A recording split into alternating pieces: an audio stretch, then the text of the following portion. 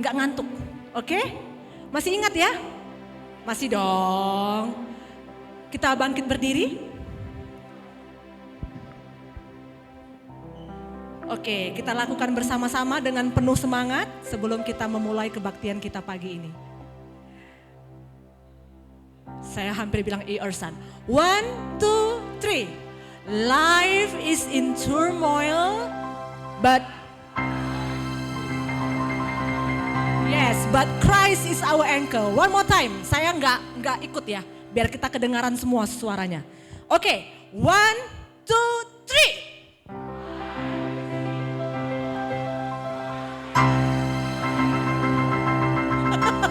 Okay, please sit down. So let us start our session this morning. Let us take this time as our devotion. Commit ourselves to God. Speak to Him. Give thanks for this new day. And we are ready for the new grace.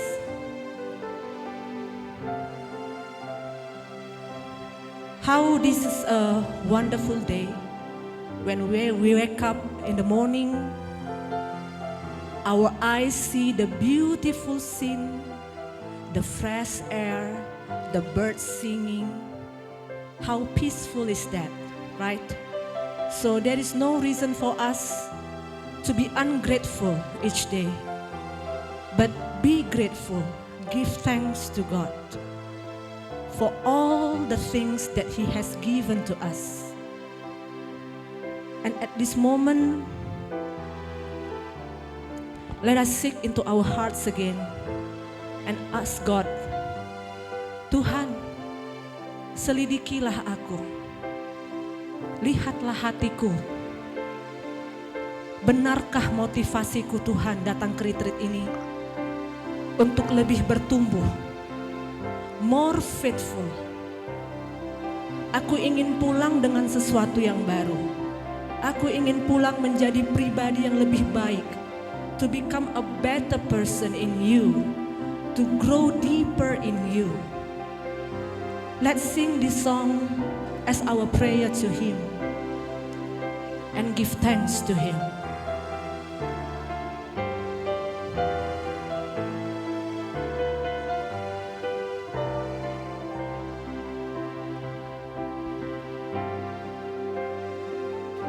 Selidiki aku,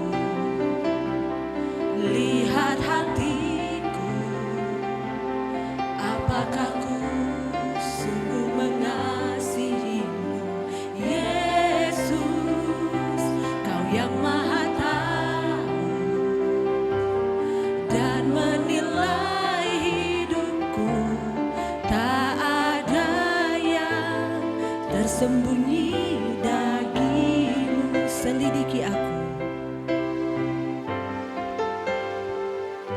selidiki aku, lihat hatiku, apakah ku sungguh mengasihimu, Yesus, Kau yang Maha Tahu dan menilai hidupku. Tersembunyi bagimu, telah kulihat kebaikanmu.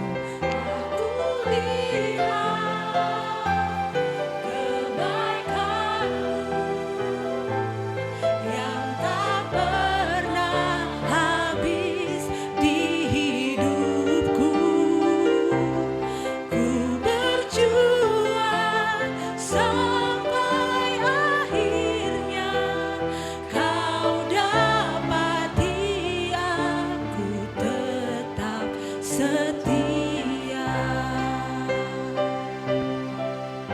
take this time to pray, my friends. Take this time as a silent moment to speak to God.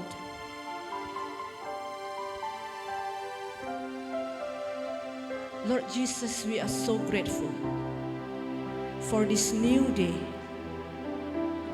Untuk nafas kehidupan yang Tuhan masih berikan kepada kami sampai hari ini Tuhan.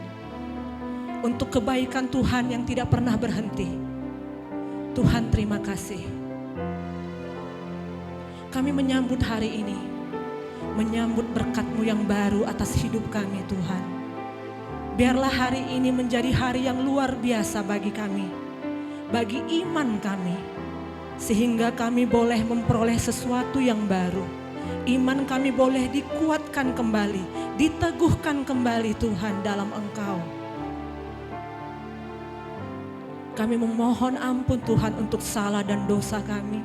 Suci dan kuduskan kami Bapa, untuk datang ke hadirat-Mu saat ini, memanjatkan pujian kami, doa kami, hanya kepada-Mu saja ya Tuhan. Tidak pernah berhenti kebaikan-Mu. Engkau tidak jauh, Engkau hanya sejauh doa bagi kami.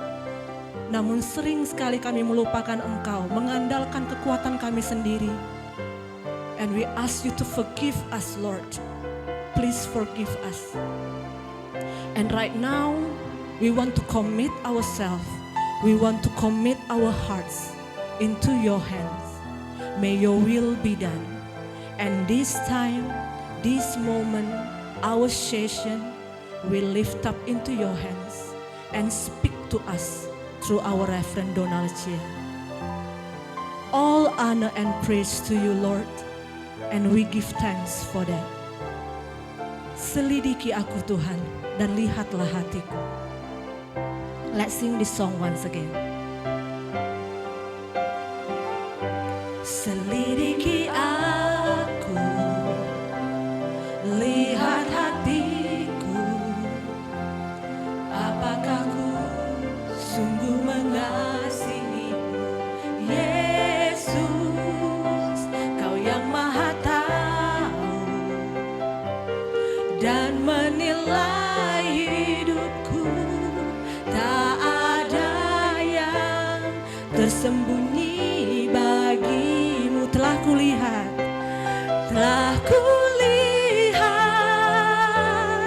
kebaikan-Mu yang tak pernah habis di hidupku. Ku berjuang sampai akhirnya, Kau dapati aku tetap setia. Telah kulihat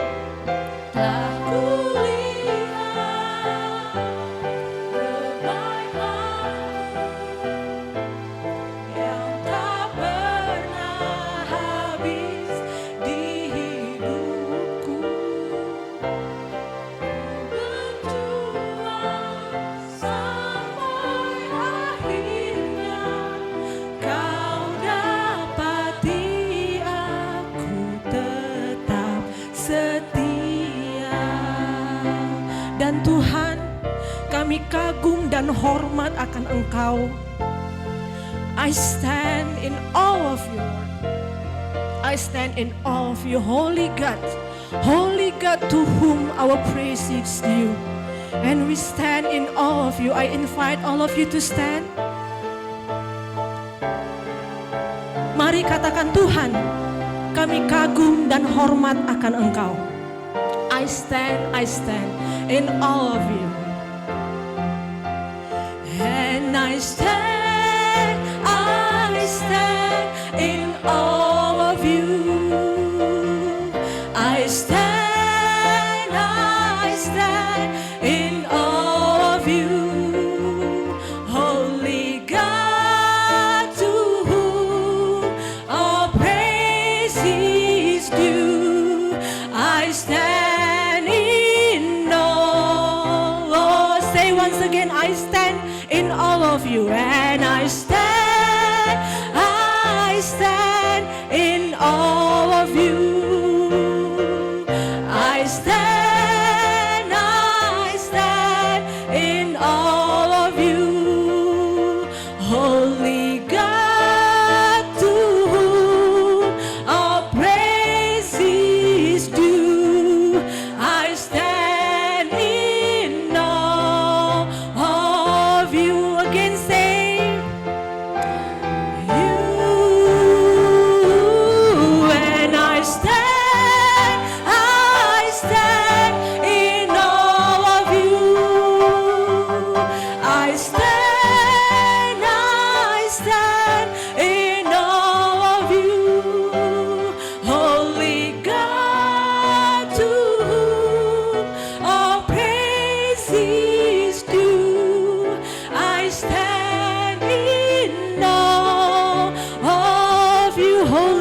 to whom, Holy God, to whom our praise is due. I stand in awe of, say again, Holy God, Holy God, to whom our praise is due. I stand in awe of you. Amen. We still standing as we sing our next song. As we feel happy, all of us are feel happy today, right? Kalau datang ke retreat masih sedih-sedih, waduh beratlah beban kami ya. Untuk counseling, right? So let's sing this song, Hari Ini Kurasa Bahagia. Ini adalah lagu lama ya, generasi lama-lama. Mungkin teens and youth don't know this song, I don't know, but let's sing this song joyfully, okay? When they said bergandengan tangan, gandenglah tangan kanan kirinya ya.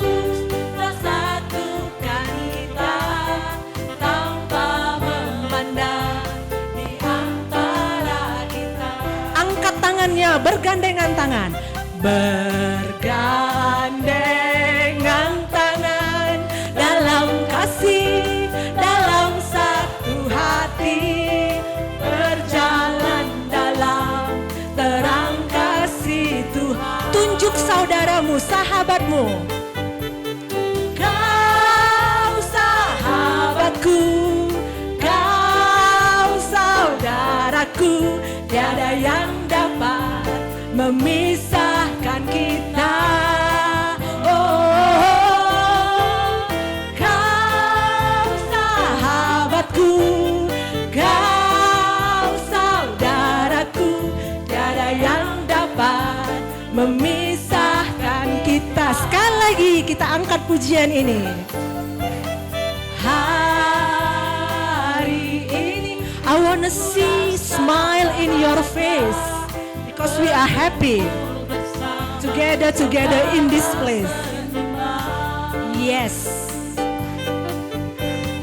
Tuhan Yesus telah satukan kita tanpa memandang di antara kita. Ayo pegang lagi tangan temannya. Bergandengan tangan dalam kasih, dalam satu hati, berjalan dalam terang kasih Tuhan.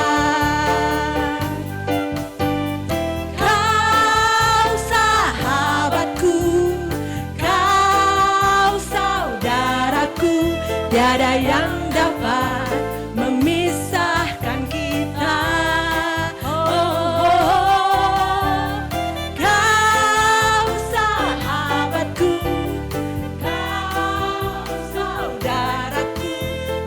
Yang dapat memisahkan kita. Yes, tidak ada yang dapat memisahkan kita ya. Please keep standing. I know that you have your breakfast already, so let's burn the fat, the calorie ya kan. So the next song is I really love this song ya. It's an old song but it speaks to me a lot. Give them all to Jesus. Apapun itu loh, gak ada kategori A, kategori B, kategori C. Tingkat kesulitan, the difficulties of your life. God is there. Give them all to Him. Okay? Let's sing this song more joyfully. Are you tired of chasing pretty rainbows? Spinning round and round. Just lay them down at the feet of Jesus and give them all to Him. Yes, give them all. Give them all to Jesus and He will turn our sorrows into joy.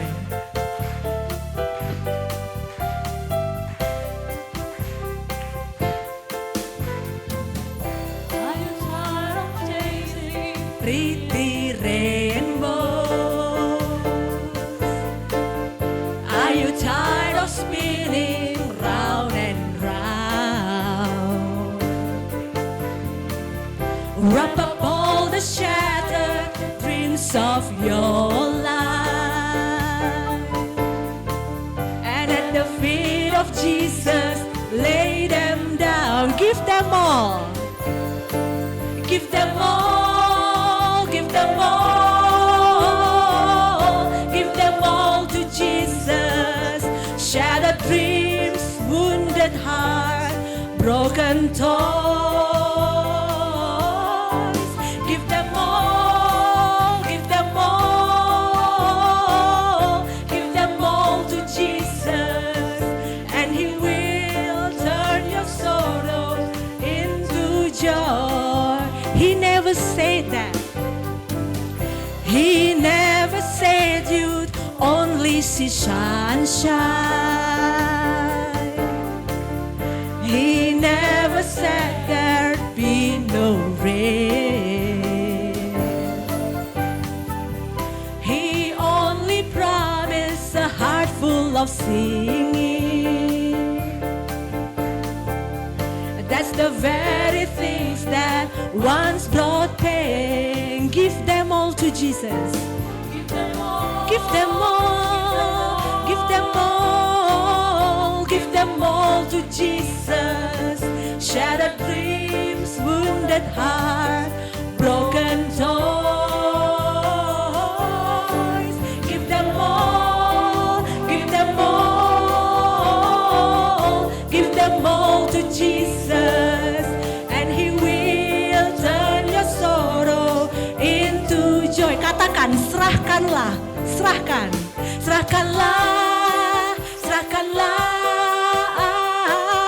serahkan pada Yesus segala beban yang menghimpit hidupmu. Serahkanlah, serahkanlah, oh, serahkan pada Yesus. Dia akan ganti segala duka menjadi suka. Say again, give them all.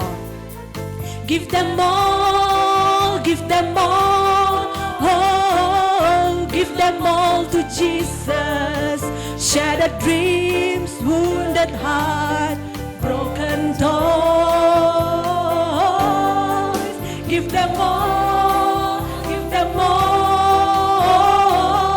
Give them all to Jesus, and He will turn your sorrow into, say, and He will turn your sorrow, and He will turn your sorrows into joy. Again, say, and He will turn our sorrow into joy. Turn your sorrows into joy. Yes, amen. Praise the Lord. Please sit down. As we will listen to God's word, let me read a verse for you from Psalm Mazmur 139 ayat 7 sampai ayat 11. Kemana aku dapat pergi menjauhi roh-Mu? Kemana aku dapat lari dari hadapan-Mu? Jika aku mendaki ke langit, Engkau di sana. Jika aku menaruh tempat tidurku di dunia orang mati, di situ pun Engkau. Jika aku terbang dengan sayap fajar di ujung laut, juga di sana tangan-Mu akan menuntun aku, dan tangan kanan-Mu memegang aku.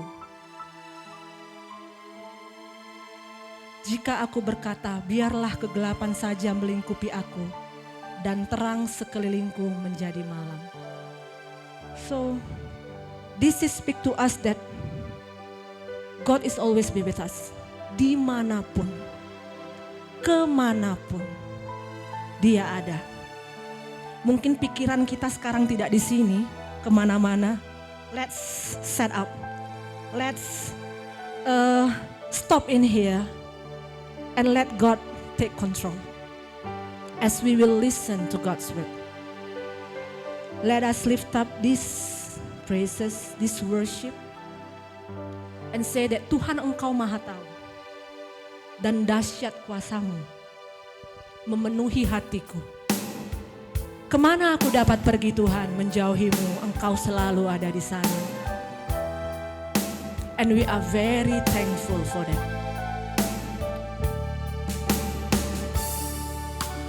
Kemanakah aku dapat pergi menjauhi roh-Mu Tuhan?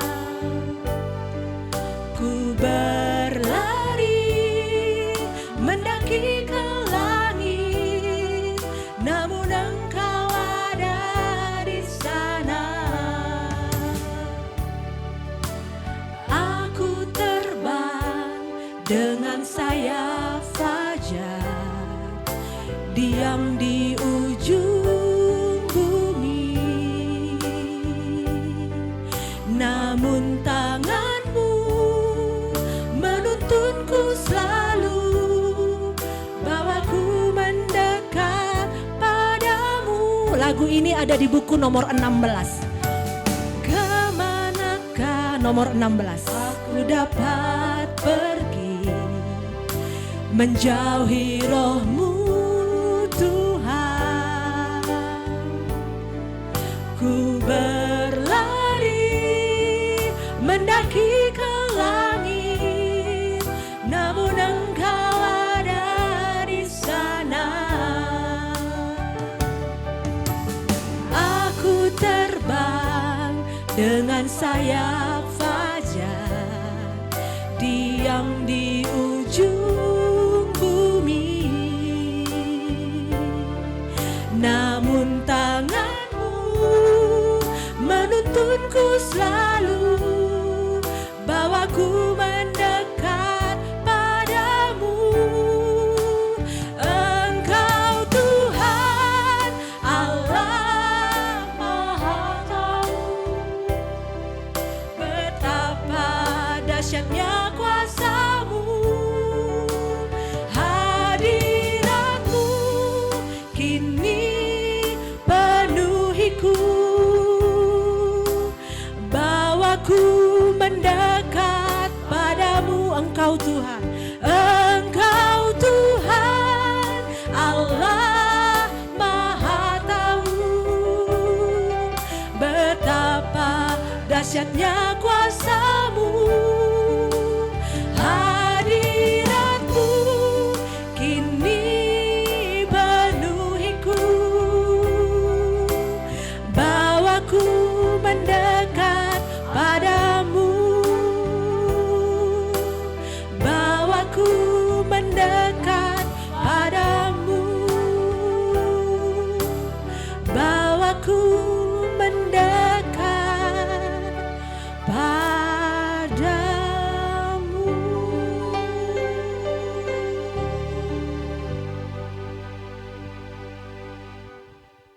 We invite our reverend to share.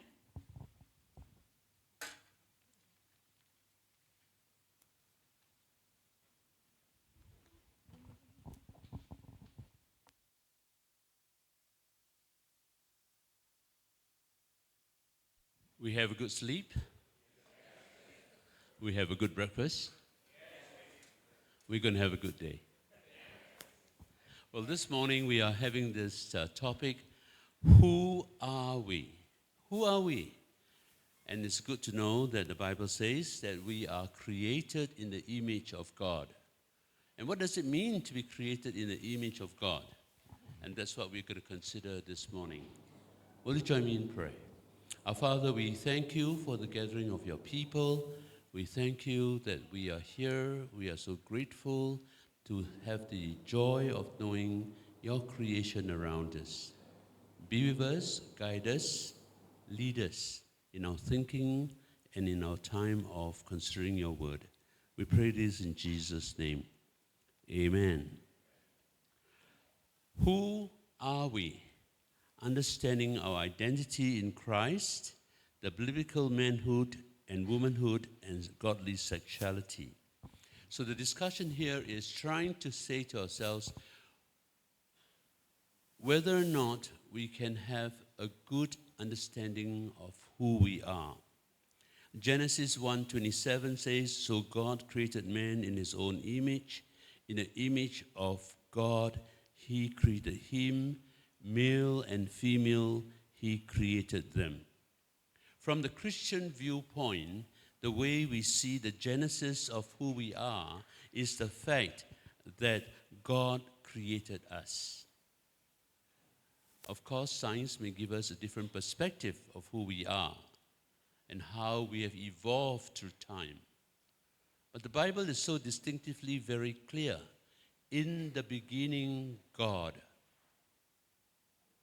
In the beginning, God created. And so we have this wonderful story in Genesis. What we're trying to say here is this, that we are created uniquely and mysteriously, and we bear God's image. This is something that we have to ask ourselves. What is God's image? What is this image to us? What does it mean? So, firstly, it means that we have eternity in our hearts. It's quite difficult to understand this. St. Augustine says that there is a void in each person's heart until they find that solution, that fullness in God Himself. That means there's a longing. You know, those of us who have got friends who are going through difficult times, especially when we are terminally ill, especially friends who are dying, people who are dying, they have a difficulty. They ask themselves, what is life all about? If life is living for a time being, and then you die, and that's the end of life, then it doesn't matter how you live your life. But there is this thought that life has got immortality. And if life has immortality, then the question is, there is a purpose. There must be a purpose. I cannot imagine life without purpose. And so we ask ourselves this very simple thing. Whilst we are in a physical world, we acknowledge that there is a spiritual world around us. And this spiritual world is what is helping us to realize that there is eternity in life. You know, a friend of mine just passed away, and it's always very sad when a good friend of yours passed away. And the question is he passing away into nothingness? Or is there a transition going on? A transition from this life to life eternal. And so it depends on our thinking. It depends on our faith. It depends on our religion. Different religion presents life in different way. But the beauty of Christianity is that we believe that life presently is not in itself, that it is but a step into eternity. So to be created in the image of God means there is that eternity, the immortality that God has given to us. Number two, secondly, to be created in the image of God means there is a self-awareness. Self-awareness of who you are. And constantly in our lives, you'll find that every now and then it occurs to us that we wonder, what am I trying to do to myself? What is going on in my life? And that is the self-awareness. Sometimes we ignore it. Sometimes we push it away. There's a consciousness around us that we always have this reflection coming through in our minds. And this self-awareness is a very important part of our living. To be aware that what I do has an impact and influence upon other people. That what I do has a consequence in my own life. And this self-awareness helps us then to redirect our lives as we go along. And thirdly, being created in the image of God is to help us to understand that we are creative beings. God is a creative person. If you were to look around you, you'll be very surprised. You know, a flower, it's not just a flower. There's so many kinds of flowers, so many colors that God gives. I mean, it's so amazing. It doesn't matter. A flower is a flower. But if you were to be very attentive to what the creation is all about, you will realize that God is a creative God. The sunset is never the same every evening. And if you could just allow yourself to enjoy what God has created, you'll be surprised that you see to yourself that there is a creativeness that God has, and we ourselves are creative. You are creative. Each one of us has certain skills and certain abilities to create. And fourthly then, we are a reflection of God. To be reflected of God means that we are having this image that gives people the understanding that this is how we relate. You see, before the incarnation of Christ, everybody's wondering, how does God look like? What is God? You can have an imagination about God. God describes himself in the Psalms. God describes himself in the Old Testament. But you still cannot perceive what is God like. And so the incarnation of God, when God has Christ to come upon the earth, Christ became the very demonstration of who God is. In the beginning was the Word, and the Word was with God, and the Word was God. The same was in the beginning with God. All things were created by him, and without him was not anything that was made. In him was life, and the life was in the light of men. The idea here is that Christ came to demonstrate very clearly who God is. And when we see that, we can understand God's creativeness, God's love, God's extension of grace to all of us. In the same way, you and I, we have the image of God in our lives. And how we relate to other people will in itself be a demonstration of who God is. One of the sad things about being around friends who are not Christians is that they will say to you, I'm not a Christian. I don't want to be a Christian. I don't want to be in this church. I don't want to be among the Christians around, because my experience of having the relationship with Christians has always been most negative. They talk about this, they talk about that, they talk about faith, they talk about trust, they talk about everything. They talk about love, but they do not demonstrate love in their lives. And so the question now is, I have to be very mindful.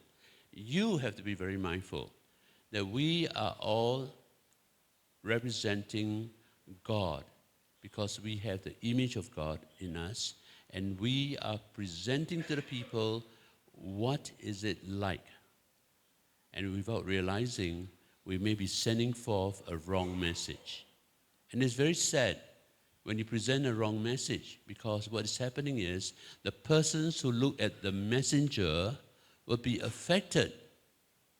You can have the good message, but if the messenger is not living to the message, then it becomes a difficult thing for the people around us. So what is this? Who are we? I thought we should look at Psalms 139, because I think Psalms 139 is a very powerful, very clear description of who we are. In Psalms 139, we have this very intimate and very introspective psalm. That means what the psalmist is doing is that he is looking out, and yet he's looking at himself, and he's trying to correlate what he understands to his own life. Number one, there are three things about God that I learned in Psalms 139. In Psalms 139, verse 1 to 6, I learned that God is omniscient. God is omniscient, meaning God is all-knowing. And this omniscience is so significant because in verse 6, the psalmist says, such knowledge is too wonderful for me. It's too high. I cannot attain it because my God knows everything. I think that can bring two things to my mind. Either we are excited and comforted and assured that my God knows everything, or I can be kind of caught in this fearfulness. God knows my heart. God knows your heart. I can put on the front. I can be putting on a mask. I can say whatever I like. But God knows me. And for the psalmist, he's excited. Because this is such a wonderful thing that God knows me. That sometimes when I act out in certain ways, it may not be all that helpful in my acting. Because I may not have the skill to do certain things. My intentions is clear, but my actions may not be right. When I bring out an issue, I say the issue very honestly because I believe in that issue. I believe and I have a concern about that issue. But maybe I didn't say in the right way. And so people are affected and people are unhappy. But then I say to myself, God knows my intention.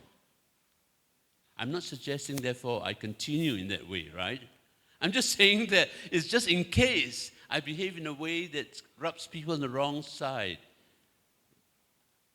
People are affected, but God knows my intention.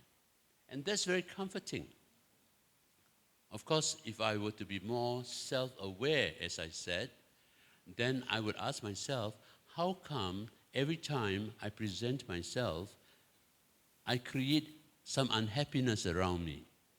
And probably it's because my lacking of skills. Nothing wrong with my attitude. I have good intentions. I'm caring, but I care in a wrong way. Number two, I'm so glad to know that in Psalm 139, my God is an omniscient God. The omniscience means He's ever present. God is present everywhere. And I learned a beautiful quotation that I like very much. It says, bidden or not bidden, God is present.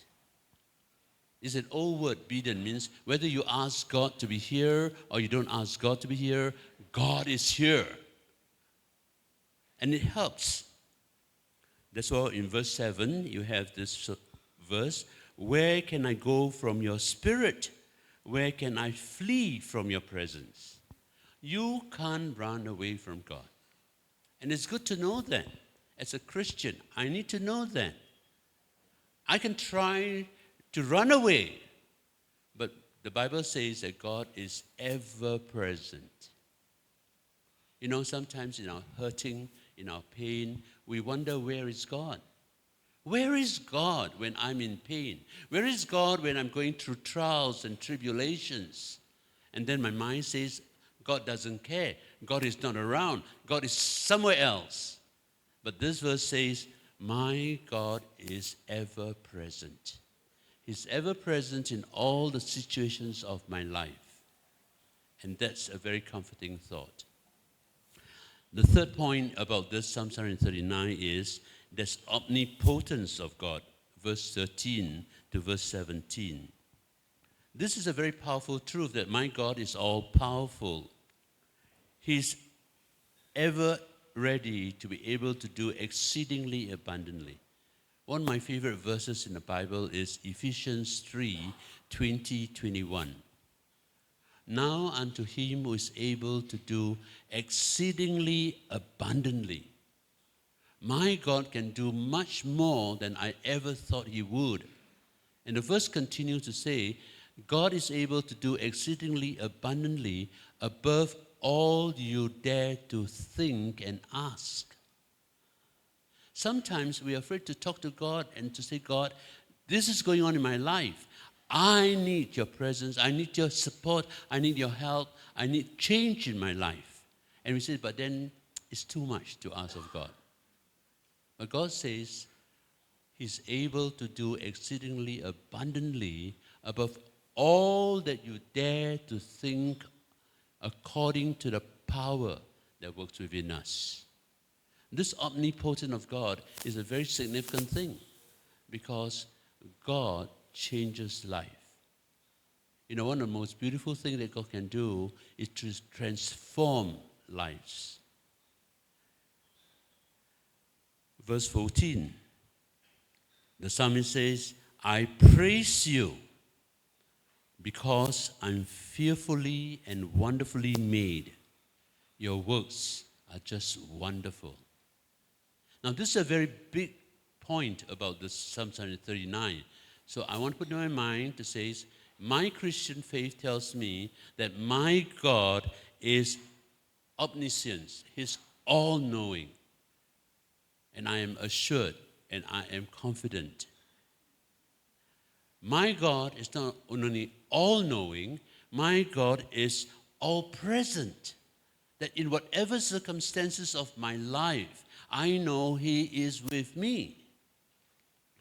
And then thirdly, my God is omnipotent. He is more and all-powerful. I think when I think of a God that is of such a nature, it really comforts me. It gives me the understanding that my life, I am not alone. So what are we going to do? I'm going to do 3 thoughts with regard to Psalms 139. And I'm just going to take verse 13 to verse 17. And I'm going to read to you verse 13 to 17. For you created my innermost being. You knit me together in my mother's womb. I praise you because I'm fearfully and wonderfully made. Your works are wonderful. I know that full well. My frame was not hidden from you when I was made in secret place, when I was woven together in the depths of the earth. Your eyes saw my unformed body. All the days ordained for me were written in the book before one of them came to be. How precious are your thoughts, O God. How vast is the sum of them. I'm looking at verse 13 for my first point. The first point is the source of our being. We ask the question, who are we? The source of our being is God. The psalmist says, by simply saying that God is the source of our being. You created my innermost being. You knit me together in my mother's womb. You know, note the pronouns. David is using very personal pronouns. My innermost being. You knit me in my mother's womb. Here, David is talking about the creative power of God, that God is involved with my life. And this is so very personal. I am woven together in my mother's womb, and that our lives is just like a tapestry. And God is part of that development. You know, the mystery of birth is no more a mystery, because science has taught us how fetus come together. But it is still a miracle. It's still a miracle of birth. It's a miracle of life. And you can deny it. You can even say that it's not important. It is so simple. But the creation itself is significant. It's mysterious. And so we are saying that God knows us. Now, I like this thought that God knows me. The Bible says that God knows me even before my birth. God knows me personally. Some of us think that, oh, maybe God knows me only when I became a Christian. That's not true, you know. That's not what we understand from the scriptures. God knows us long before you became a Christian. God, the Holy Spirit, reaches out to you ever since you were born. And God, the Holy Spirit, works in your life and constantly prompts you. The Spirit speaks to us. The question is whether or not we will allow ourselves to respond to the Spirit. And so, in Wesleyan theology, we believe that God is at work in everybody's life.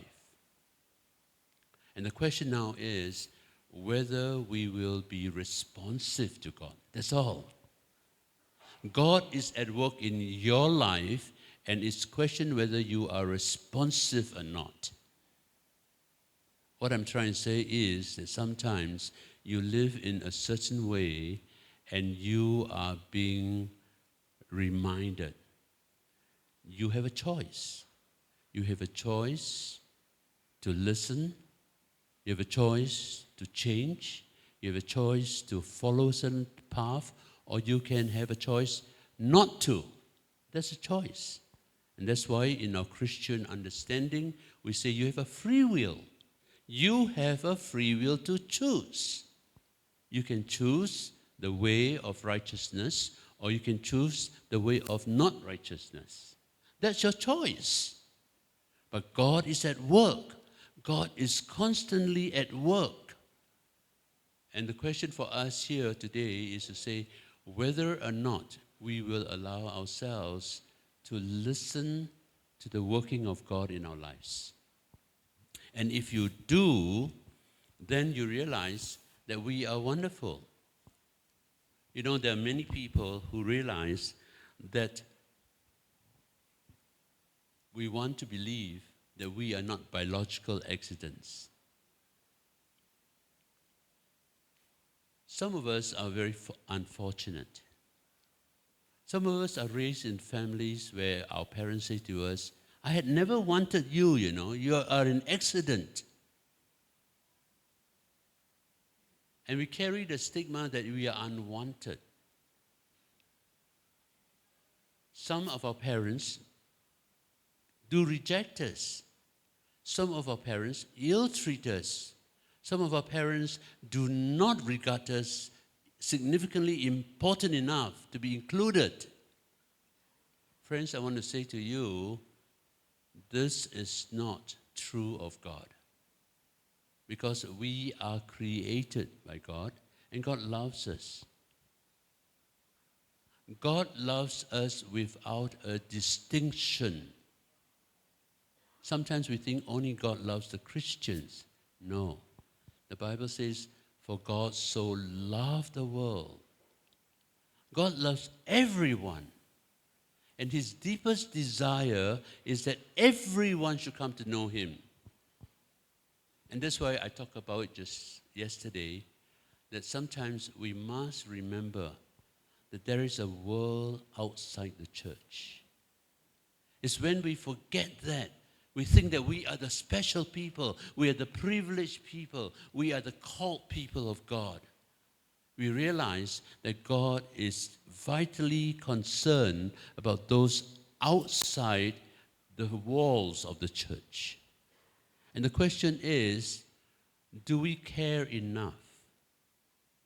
Do all of us care enough for those of our friends, our own family members, our parents, our brothers, our sisters, who are outside the fold of the church? If you are not, then what will happening here is this, that we are considering ourselves to be privileged and the rest are of no consequence to us.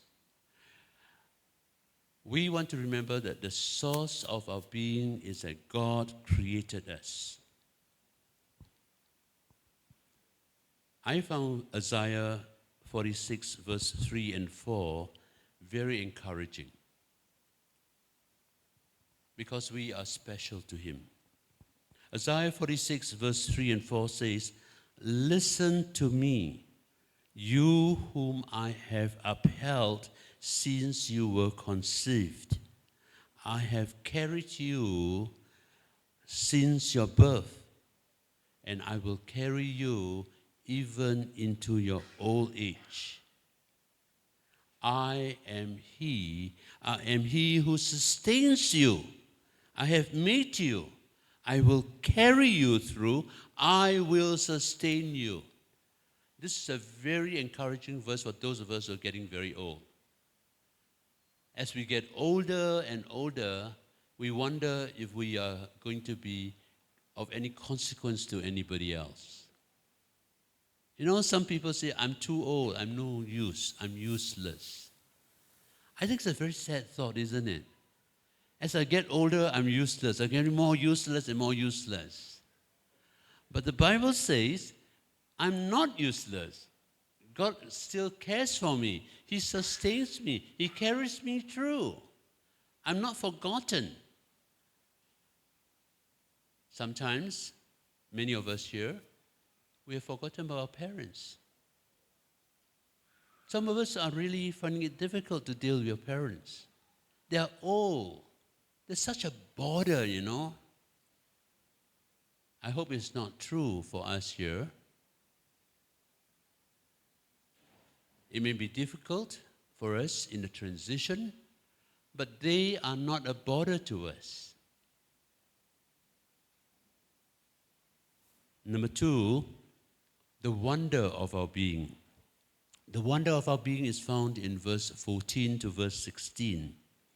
David is so overwhelmed with the thought that he was created by God that he cannot contain himself, and so he prays out in verse 14. He says, "I praise you, God. I praise you because I'm fearfully and wonderfully made. Your works are just wonderful. I know it so well." You know, you remember this song, and some of us do, "The Wonder of It All." There's a wonder of sunset at evening. There's a wonder of sunrise I see. But the wonder of wonders that thrills my soul is the wonder that God loves me.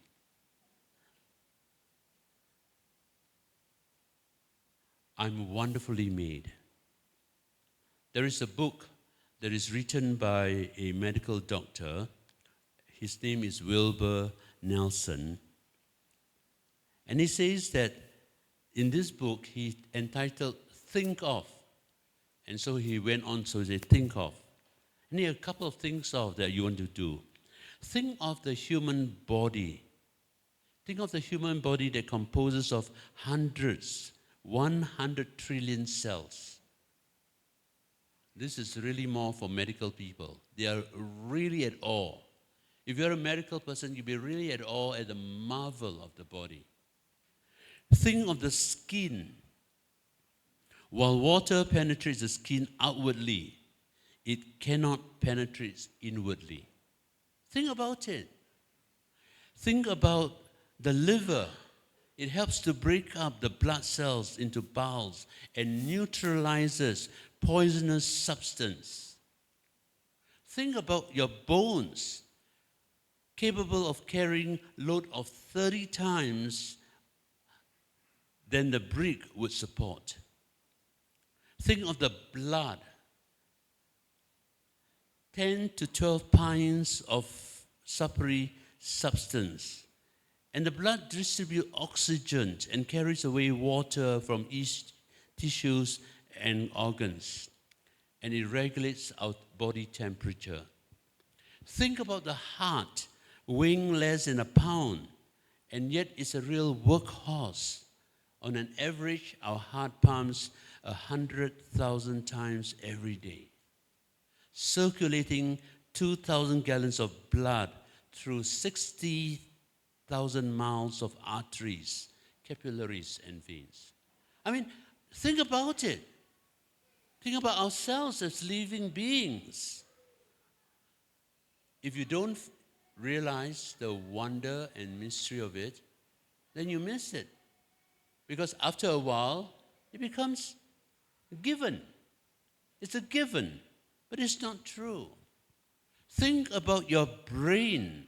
It has 10 billion nerve cells to record what it sees, what it hears, what it feels.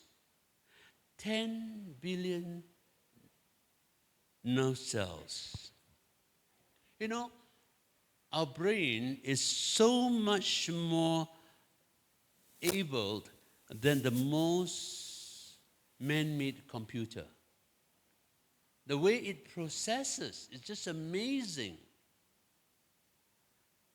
And then it says, think about the chromosomes.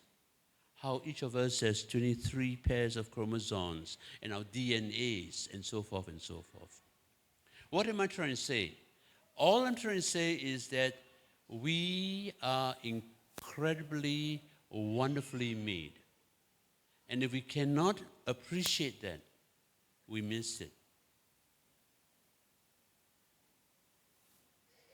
We have to say to ourselves, God, sometimes I don't realize that you've given me a wonderful body. Sometimes I've abused my body. Sometimes I've been very careless about my living. Sometimes I'm very careless about the way I conduct myself.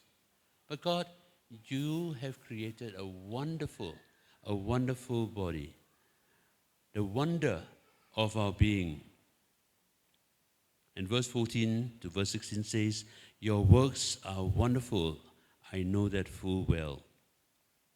Thirdly, the joy of our being is in verse 17. It says there, how precious to me are your thoughts, O God. How precious are the way, God, you think about me. You know, John 1:12. To all who receive Jesus Christ, to those who believe in his name, God gave us the right to become the children of God. That's a thought to be thankful for. What a thought that God gives me the right to be the children of God, or that God calls me to himself, and that we are able to say, Abba, Father. That I can come to God and say, God, you are my Father in heaven. That I'm adopted into your family, that you have called me, you have specially called me. Luke 3, verse 21 and 22. This is a beautiful scenario which you remember when Jesus came to be baptized. And as he walked into the river Jordan, the heavens opened, and the voice from heaven said, this is my Son, whom I'm well pleased. And throughout the gospel, we learn that Jesus listened to that voice. This is my Son, whom I am well pleased. At various times, at various circumstances, at various happenings throughout the gospel, we notice that people came around Jesus, and sometimes they were applauding Jesus. They were excited about Jesus. Sometimes they were looking at him and said, that's a ridiculous person going around trying to preach to everybody. Sometimes they praise him.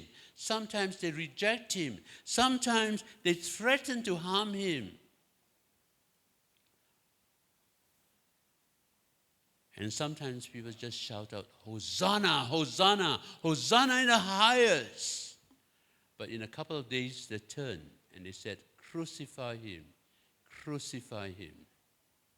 You know, in all this happening,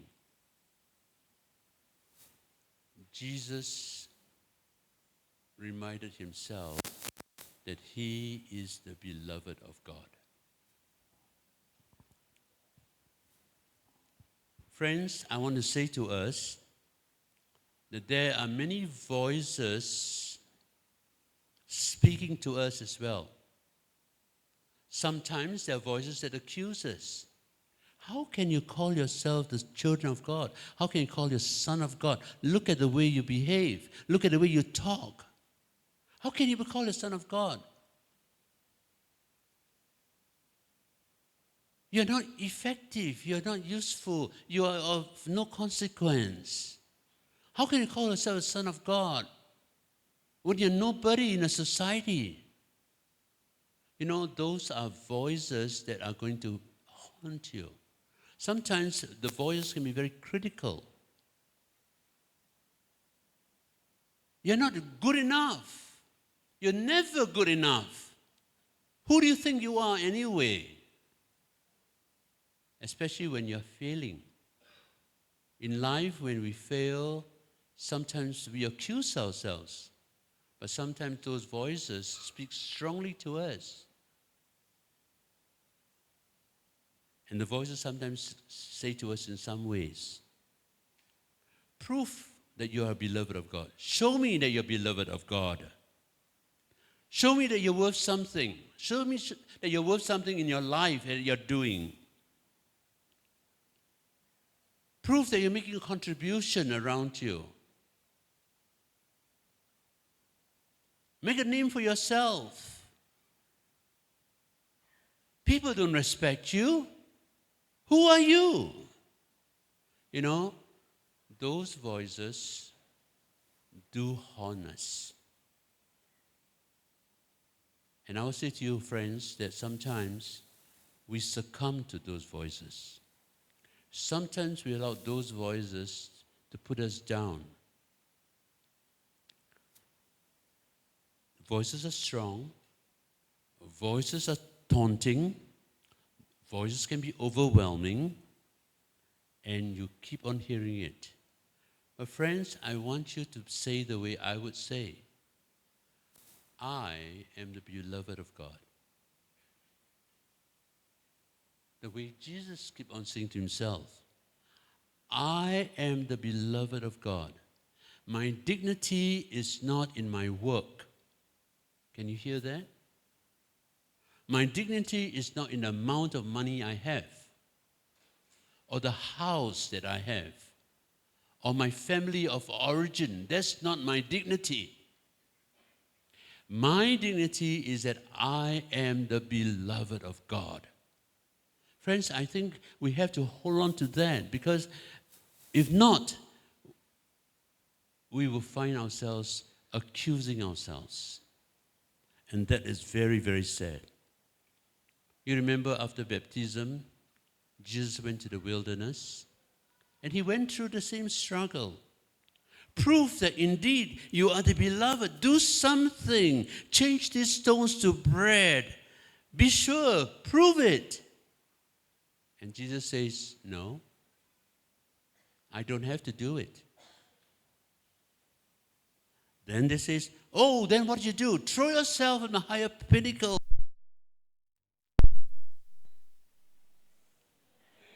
If you throw yourself on a higher pinnacles, everybody will stand in awe, and everybody says, you will be known. And Jesus says, no, I don't have to do that. I don't have to do that because I'm the beloved of God. And of course, finally it says, you worship me, you bow before me, and I'll give you everything. And Jesus replied, no, I don't need it, because I am the beloved of God. You see, for many of us, I always say to myself, and I say to you, we are imperfect beings. We are imperfect human persons. Sometimes we got the wrong idea. We do desire to be perfect. We do desire to be more perfect. Friends, I want to say to you that you have no perfection on this earth. Our perfection comes when we are changed. Right? Positionally, we are perfected in Christ. Christ has died for us. Christ has made us perfect in Him. But for our lives, we are on a growth tangent, and we are not perfect. You are not perfect, I'm not perfect. And if we can allow ourselves to accept that we are all imperfect beings, it helps a lot. Because sometimes in church, we look at someone and say, you are supposed to be more perfect. How come you're not perfect? No, I'm not perfect. You are not perfect. We are all imperfect beings. And it's good to acknowledge that. I so desire to live a Christian life. I so desire to be more perfect in Christ. But I am not perfect. You know, as a pastor, every year at a conference, some of you don't know, that there's a question asked of pastors. Do you intend to be perfect in Christ? The word is intend, you know. The word is not, are you perfect in Christ? Do you intend to be perfect in Christ? Do you so desire to be more like Christ? And the answer is always for me as a pastor, yes, I so desire to be more like Christ. But I acknowledge I'm not like Christ all the time. Can you hear that? If I can hear that, then I can be more loving to each other. Do you know that? We can all be loving to each other because we're all not perfect. But that's not the point I'm bringing up. The point I'm bringing up is this, that even if you're not perfect, you are the beloved of God. Some of us go to church and there's Holy Communion given to us, and we refuse to take the Holy Communion. We don't want to take the Holy Communion. We forget that the Holy Communion is a means of grace. In our imperfection, the Holy Communion is given to us, and we take it, nevertheless, because we are not perfect. We don't need to have perfect persons to take Holy Communion. You don't have to be perfect to take Holy Communions. Would that help some of us? I think it's very important.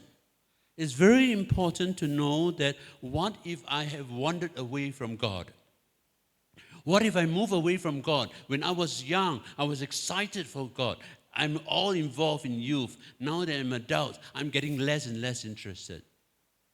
I still want to say to you, you are the beloved of God.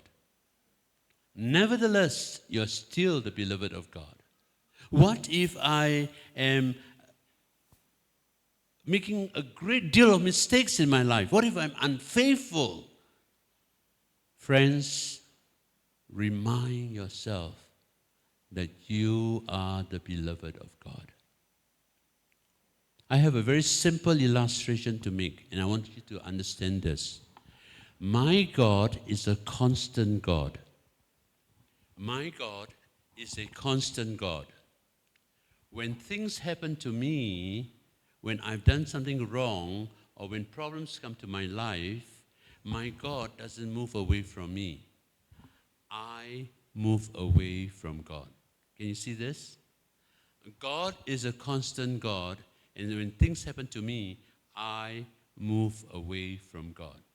And when I move away from God, I think I'm saying to myself, my God is moving away from me. No, because the Bible says, my God is ever present with me. He's still with me. It's just that because of the fault that I have, because of the life I'm living, I feel that God is moving away from me. And if you can remember that, it helps a lot. Because if God is constant and I am moving away from God, then what I need to do is to move towards God. You see that? Rather than feel that, oh, my God is away from me. He doesn't care about me. No, He's ever present. He's ever caring. And my responsibility oftentimes is when I've done something that I know that is not good or helpful, I am feeling guilty. And in my guilt, I move away. And what I need to do is to come back. And when I do, my God is present. Parents, this is the same principle that you have to put into your lives. Parents, be consistent. Don't reject your children. Sometimes in our anger, we reject our children. And then when we reject them, they don't know how to come back to us. But we have to be the consistent parent. That notwithstanding what our children are going through, what children are faulting themselves, we want to tell them that we still love them. We're here for them. We want to be available for them.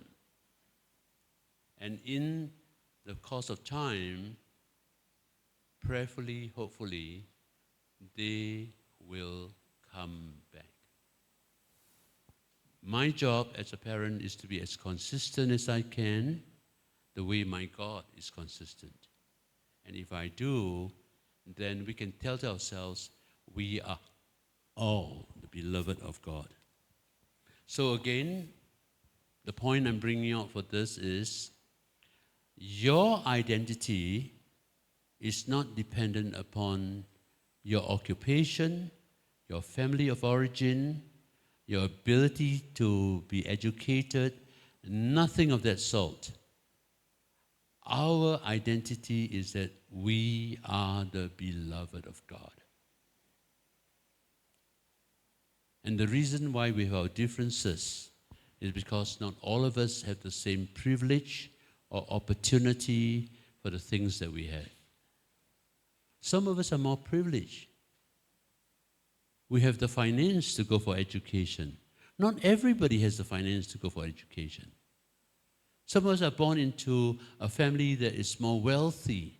Some of us are born in a very poor family. But that does not make us lesser as a human person. We are the beloved of God. What is the application for us this morning? The application for us is whether or not you can hear clearly that you are the beloved of God. And to me, that's very important. Because in life, as we have said in the way we said, that life has its crisis. Life has its changes. Life has got different transitions. But my God is constant. And question is, can I hear that? But how can I hear that? Question to us will be, is there space in your life to listen to the Father's voice? Friends, do you have space in your life to listen to the Father's voice? Or are you so preoccupied, completely busy, no time whatsoever to hear the Father's voice? Because the scripture says in Psalms 46:10, be still and know that I am God. Sometimes we are so preoccupied, so busy, so involved in everything that we have lost touch with this very simple thought. Be still. Be quiet enough and know that I'm your God. And I'm going to speak to you. And God is going to come with the Holy Spirit to say to you, you are my beloved. You are struggling, you're having difficulties, but you are still my beloved. Isaiah 30 verse 15. In quietness and in trust is your strength. I found these verses very helpful. In quietness and trust is your strength. When you're confused, when you're all over the place, you need to come to a place of quietness. And then you have to have the trust in your God. And I've said it already, the God who is all powerful, the God who is all present, the God who is all knowing. And as I trust this God, I believe I can hear more clearly.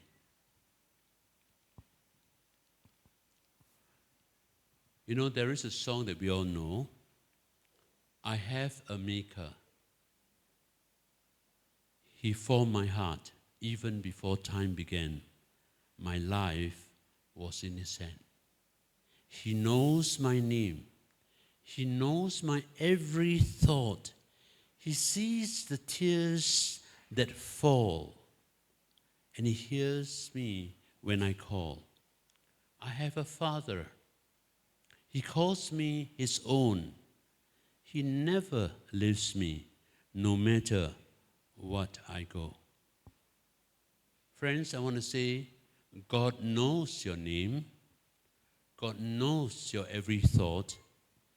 God sees those tears that you have. God hears you when you call. I want us to place our hand on our chest. And this is what we do in counseling, in psychology sometimes. When we are anxious, when we feel afraid, you got to do this. I'm okay. Can you say to yourself, I'm okay. I'm okay. The other word is, I am the beloved of God. I'm the beloved of God. It's a very important thing, you know. When you're all very young, when I was very young, every time I've got a problem, who do you go to? Hopefully you go to your mother, right? And hopefully your mother doesn't say, get away. No. I love to go to my mother, even when I'm at this age, you know. When I have a problem, I go to my mother. And you know what my mother will do to me? My mother will garrote my head. It's such a loving thing, isn't it? I feel so comforted when mother does this to me. But then, of course, as we get older, some of us don't want to do that with mother. But I still do, okay? When she was still alive. But since I cannot have the mother, and some of us don't have the mothers around, do it to yourself. We call it learn to self-soothe. Self-soothe yourself, yes? So if something goes wrong and you're very anxious, tell yourself, I'm okay. I'm okay. I'm the beloved of God. You'll be surprised. It helps a lot. It really helps. And if you do this as a practice, I promise you, it will slow you down. Okay, can we do one more time? I'm okay. Don't like that, okay? Then you get less okay, you know. You must say, I'm okay. Yeah, I'm okay. Yeah. And I am the beloved of God. Friends, the only message I want to give you this morning is that we are the beloved of God. Don't let people put us down. Don't put yourself down. We have to learn to forgive ourselves. All right? Whatever failures we have to forgive ourselves. Whatever wrong that you've done to other people, you have to forgive yourself. Because some of us are saying, oh, I shouldn't do this, I shouldn't do that, I shouldn't do this, I shouldn't do that. No. Stop it. Tell yourself, I have to learn to forgive myself.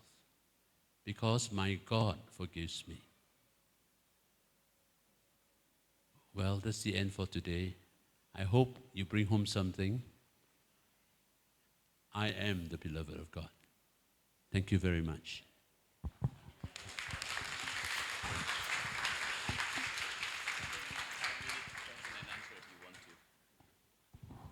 Okay, we have about 5 minutes question and answer. If you have questions, okay, Pak Martin, hold on. Anybody else?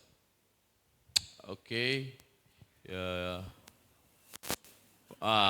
Pak Martin not enough 5 minutes kata Pak Hari. So make him wrong.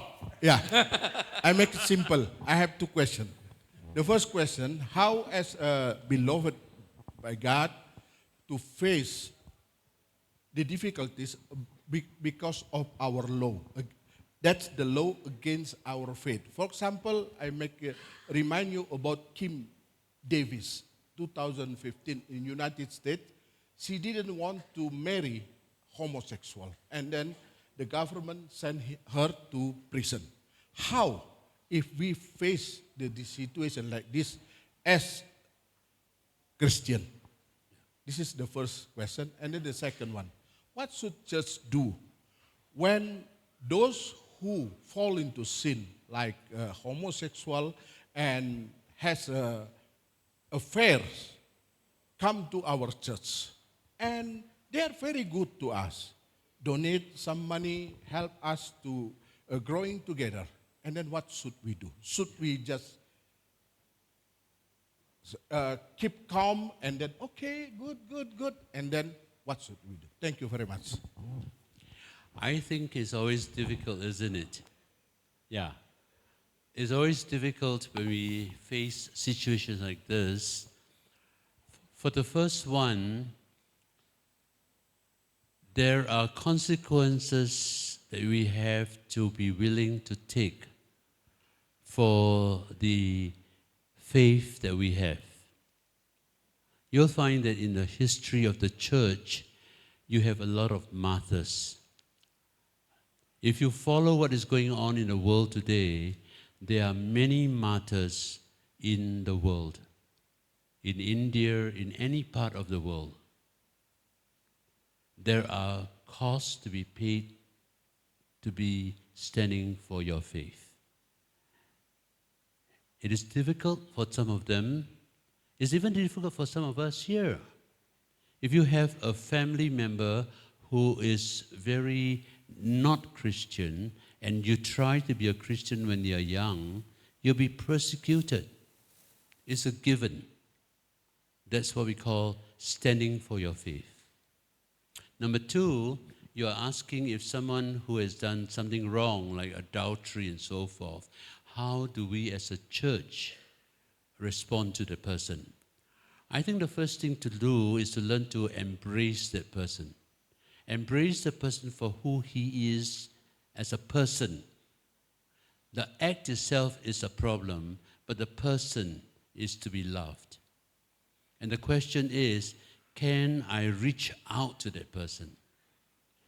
Sometimes the person behaves in certain ways because of circumstances, situations. And the question is, can I listen to what is going on? Can I reach out? I'm using simple words for a difficult situation. I will reach out and I will listen and I will continue conversations. I think what is lacking in our Christian body is the ability to reach out, to listen, and to continue dialogue. I hope I answered that question. Yeah. If not, our time is up. So we only have 5 minutes. So this is what happened. So after this, we will have a breakout sessions to discuss what has been explained by Reverend Donald Chia. So we will be divided into groups, and your name will soon appear on the screen and also will be shared in the Peserta WhatsApp group. Go to your group and we have some discussions. So we have The slot is 90 minutes, but 60 minutes is for group discussion maximum, and then we will resume again here, and then we have a plenary discussion, and we have Donald Chia. Just basically maybe some other questions, Pak. So, and then we will have discussions. So some of the discussion we discuss in the group. There is a guiding questions for us to discuss. So don't talk too long so that 1 hour will not be sufficient for you. So be efficient, make it good for 60 minutes, and at 11:30, come back here again, and already here at 11:30. And then we will have some more 30 minutes questions and answers, and also sharing of what you have discussed in the group. Clear? If it is not clear, I cannot do better. All right, so we're going to see your names, but it will appear. So, all these names we will share in the groups. Teenagers and youth, you will have your own groups. So you are released from this pressure with your fathers and mothers. So you will have groups. Pak Martin, Pak Pendeta, Kak Sarah, and Kak Mardiana will be your facilitators. Okay? So your names, teenagers, will not appear here. Yeah. So teenagers will go with Pak Martin and Kak Mardiana. Di bawah pohon. Di bawah pohon rindang. Pak Martin will bring gunting and cukur. Itu tempat pangkas namanya. In my time, the cheapest place. Okay, you go there. Also the teenagers will, the youth will go with Pak Pendeta and Kak Sarah. Di bawah pohon juga, but different pohon. Everything for you is di bawah pohon. Okay? So these are your names in the group. So teenagers, youth, your names will not appear, not because you are not counted, but because your names is very precious to be written. So you go to the groups, yeah? Okay? Right after this, I think we can grab the snack after the closing. And then I think, can we just close? Is this okay, yeah? We just close, yeah? We just close and then go to the group. Any questions about grouping? No questions? Okay, so can I have Pak Martin to close this session in prayer, Pak? So you have to be ready all the time, I'm sorry. Grogi, you can get Pak Wakil Ketua. Just pray in bahasa Indonesia. Just closing of this session. Oke, mari kita berdoa. Allah Bapa kami yang di surga, puji dan syukur Tuhan untuk semua berkat anugerah yang Kau berikan pada kami pada hari ini Tuhan. Kami banyak menerima pelajaran dari Rev Donald Chia Tuhan, biarlah itu menjadi pembelajaran yang bisa kami ingat selalu dalam kehidupan kami. Tuhan, berikutnya kami akan mulai masukin tahap berikutnya diskusi Tuhan, biarlah Engkau yang berikan hikmat kepada kami agar semuanya yang bisa kami lakukan terbaik. Terima kasih Bapa di surga, dalam nama Yesus kami berdoa dan mengucap syukur. Amin.